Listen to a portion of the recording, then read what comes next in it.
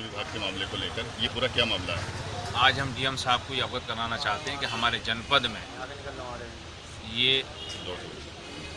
जनपद में पीपली वन है, जो सबसे बड़ा वन है। 150 एकड़ ज़मीन हमारे ज़िले की, हमारे जनपद की और हमारे वन की उत्तराखंड वासियों ने कब्जा कर जोत रखी। उसके सब पेड़ काट के बेच दिए और अतिक्रमण कर लिया गया। जो वन विभाग का प्रशासन है वो एक नंबर का चोर है। वो हर महीने हर छमाही पैसे लेता है और वो ज़मीन वो लोग जोत रहे हैं। हम जिला प्रशासन से इसलिए मिलना है कि आप ज़मीन मुक्त कराइए, कब्जा मुक्त कराइए। अगर आपने हमारे ज़िले की ज़मीन मुक्त नहीं कराई उत्तराखंड के दबंगों से, गुंडों से, तो हम माननीय मुख्यमंत्री जी के दरबार में हाजिरी देंगे इस समस्याओं को लेकर। पूरा नंगा नाच हो रहा। शराब की 100 से ऊपर भट्टियाँ चल रही हैं। आप रोज़ चले जाइए, जिस क्षेत्र में जाएंगे वहाँ खैर, शीशम, साल, सागौन सब आपको कटोई मिलेगी।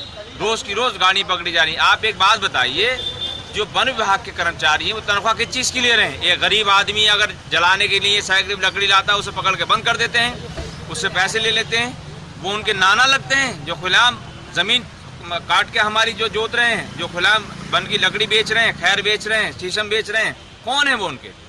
मैं चाहता हूँ ये वन विभाग के जो लोग हमारे प्रदेश की सरकार को नुकसान पहुँचा रहे हैं, हमें नुकसान पहुँचा रहे हैं, इनको सस्पेंड नहीं किया जाए, इनको सीधे जेल में डाला जाए, इनकी संपत्तियों की जांच कराई। वन विभाग के कौन लोग हैं आपका, किनके पर आरोप है? ये आप रेंजर से लेकर जो दरोगा है, चपरासी है, रेंजर हैं, डीएफओ हैं या मंडल भाई, ये सब मिले हुए चोर हैं। सब ये सब चोर हैं। अगर चोर नहीं है तो हमने अभी डंडिया 2 महीने पहले डंडिया में छापा हम लोगों ने मारा था। आप लोगों के माध्यम से, आप लोग थे सब, टीवी वाले थे, चैनल वाले थे, अखबार वाले थे।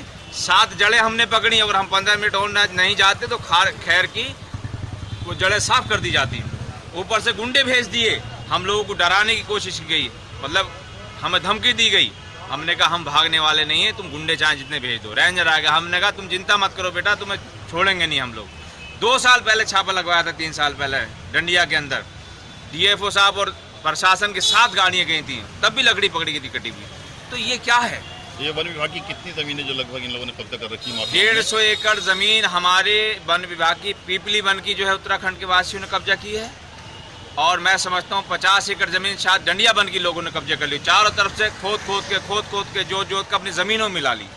और ये सब विभाग की मनमानी से हो रहा है। प्रशासन, कानून इतना लचीला थोड़ी, कानून कमज़ोर थोड़ी है। ये तो इन बेईमानों ने कर दिया। भ्रष्टाचार के चलते, ये भ्रष्टाचार के चलते इन बेईमानों ने कर दिया। किसी को शराब की बोतल चाहिए, किसी को 5,000 चाहिए, किसी को 10,000 रुपये चाहिए और ज़मीन जुतवा देते हैं।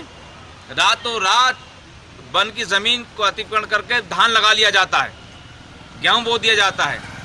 तो ये कोई कार्रवाई नहीं, किसी तरह की कोई कार्रवाई नहीं।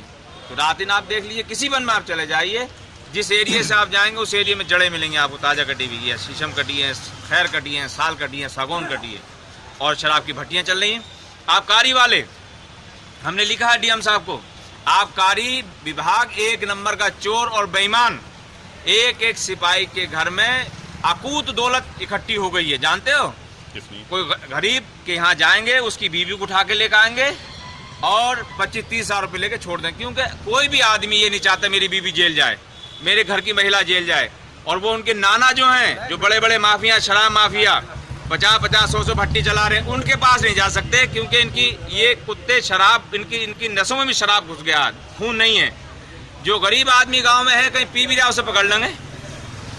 आप बंद कराइए ना शराब, तो उसे बंद नहीं कराएंगे। तो सबसे बड़े चोर हैं ये तीनों, मैंने जो आपको गिनाया है, वन विभाग और आबकारी विभाग, इनकी मिली भगत से शराब टूट रही वनों में। तो ये थे हमारे साथ में किसान यूनियन के नेता हनीफ फारसी साहब। हनीफ फारसी साहब ने किस तरह से पोल खोली है, ये आपने सबके सामने देखा है कि वन विभाग में किस तरह भ्रष्टाचार फैला हुआ है और आबकारी विभाग में किस तरह भ्रष्टाचार फैला हुआ है। हनीफ फारसी साहब ने जो आरोप लगाए, कहीं ना कहीं सत्य इसलिए दिखाई देते हैं कि आए दिन पीपली वन के तस्कर पकड़े जाते हैं, आए दिन वहाँ पर अराजक गतिविधियाँ चालू हैं, लेकिन उसके बावजूद कोई प्रशासनिक कार्रवाई नहीं होती। रामपुर से क्राइम एक्सपर्ट न्यूज़ के लिए मैं आरिफ खान, कैमरामैन वासिफ।